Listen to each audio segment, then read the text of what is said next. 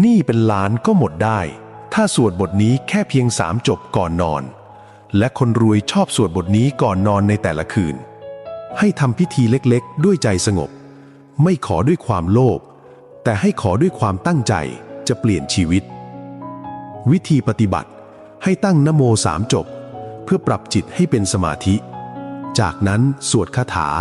นะมามีมานะชาลีติช้าๆชัดๆวันละ3 จบก่อนนอนเมื่อสวดเสร็จให้อธิษฐานว่าให้โอกาสดีๆเปิดทาง